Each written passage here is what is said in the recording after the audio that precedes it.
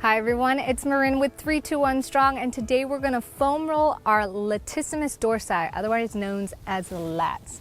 To begin, we're going to take our foam roller on a nice flat and even surface.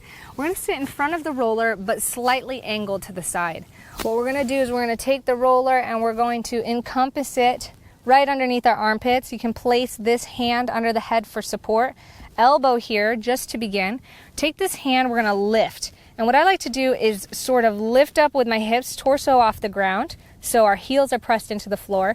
This hand's gonna cross over, kind of holding onto the shoulder, and we're just gonna roll down the back, kind of down the side, down to the bottom of the rib cage, and then back up to the bottom of the armpit. So go ahead and feel that out for yourself.